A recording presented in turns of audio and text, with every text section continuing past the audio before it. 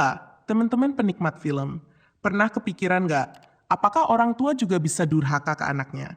Kenapa cerita rakyat kita dari dulu selalu ngegasnya ke anak durhaka? Sementara toxic parenting tuh kayak tradisi turun-temurun yang nggak ada hukumnya. Nah, film legenda Kelam Malin Kundang ini bukan hanya ngebalik meja, tapi ngelempar meja itu ke kepala kita sambil bilang, "Bro, coba lihat ulang legenda yang kamu hafal dari kecil. Emang benar sesimpel itu." Dan jujur, di balik beberapa flow yang bikin alis gue naik sebelah, film ini meninggalkan sesuatu yang jarang banget gue rasain dari film lokal. Rasa penasaran yang nempel. Film ini ngikutin cerita Alif, seorang seniman micropainting. Yes, micropainting. Yang lukisannya super kecil, detail cuma bisa dilihat sama orang-orang yang sabar. Sama kayak luka batinnya Alif. Kecil, tersembunyi, tapi nyeri kalau dicolek. Alif baru pulih dari kecelakaan, ingetannya hilang sebagian, dan di saat hidupnya lagi, please jangan ada masalah dulu, tiba-tiba muncul seorang perempuan yang ngaku sebagai ibunya. Ibu yang udah dia tinggalin 18 tahun. Dari situ, narasi ini berubah jadi labirin psikologis yang gelap, misterius, dan pelan-pelan menghancurkan. Sumpah, aura film ini tuh bukan horor, tapi mencekam. Scoringnya disturbing, ritmenya tegang, dan ada rasa nggak nyaman yang nempel kayak bau dupa habis ritual.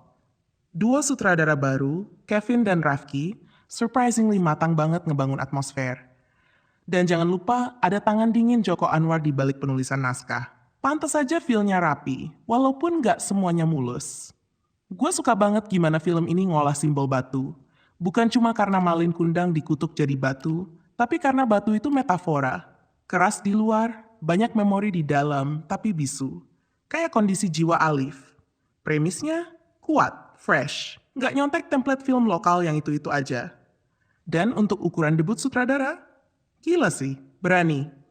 Tapi, dan ini penting, film ini bukan tanpa kekurangan. Setengah pertama film, jujur ya, berat. Terlalu banyak puzzle dilempar ke muka kita tanpa ritme yang enak. Akting di beberapa bagian juga, kaku. Kayak lagi nonton reading pertama sebelum syuting. Tapi begitu masuk paruh kedua, boom.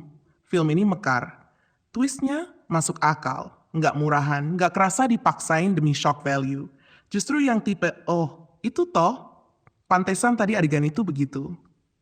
Adegan seksnya realistis, berani, bukan adegan yang tiba-tiba muncul cuma buat clickbait. Gue jarang banget bilang begini, tapi ini salah satu adegan intim paling pantas dan on point di film Indonesia. Dan ada satu detail kecil yang bikin gue senyum. Anak Alif yang gambar kecil-kecil tentang gurunya.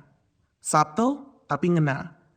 Kayak kritik mini tentang kebebasan berekspresi, kekerasan struktural, dan seni sebagai bentuk perlawanan. Itu tuh, bro. Hal-hal kecil yang biasanya cuma ada di film-film arthouse festival Eropa. Dan mereka masukin itu di film mainstream. Berani banget. Tapi tentu nggak semua manis. Endingnya agak abrupt, beberapa momen butuh eksplorasi lebih dalam, dan placement musik di beberapa adegan, iya, moodnya luntur. Tapi gini, seburuk-buruknya momen canggung, film ini tetap fresh, tetap beda, tetap ngebawa sesuatu yang baru ke dunia film lokal yang sering repetitif.